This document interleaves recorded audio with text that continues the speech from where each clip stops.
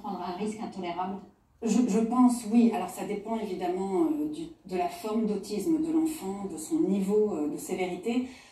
Bon, déjà évidemment, toutes nos pensées pour la famille et pour l'enfant, mais pour l'avoir vécu, et je sais que nous sommes de nombreux parents à nous retrouver seuls avec un enfant qui est terrible en fait. Je crois qu'on ne mesure pas aujourd'hui, cette maman elle est seule, c'est très très fréquent, une maman seule qui se retrouve à élever un enfant qui souvent le couple ne résiste pas. Alors d'abord le couple ne résiste pas, et puis parce qu'on manque de prise en charge, et il faut bien que quelqu'un s'en occupe. Donc en général les mères arrêtent de travailler, cette dame n'a pas de travail, elles arrêtent de travailler, souvent volontairement entre guillemets, pour subvenir à la prise en charge éducative de leur enfant.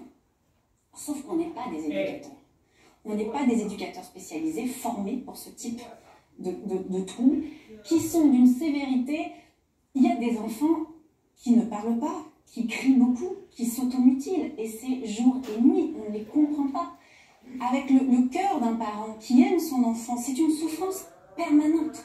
Et je pense que... Avec un sentiment d'impuissance qui est... C'est une impuissance totale. C'est une souffrance qu'on vit déjà soit parce qu'on ne dort pas, qu'on est épuisé, qu'on ne sait pas comment faire. Et puis, c'est voir son enfant souffrir. Parce qu'un enfant qui ne peut pas s'exprimer, qui hurle toute la journée, qui s'automutile, c'est une souffrance épouvantable. Donc je pense qu'il faut être très solide pour tenir.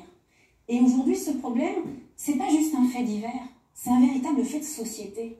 On sait aujourd'hui qu'il y a un enfant, une naissance sur 100 qui est autiste. Aux États-Unis, c'est une naissance sur 50. À quel moment est-ce que la société, enfin, va se réveiller et prendre ce problème à bras-le-corps ?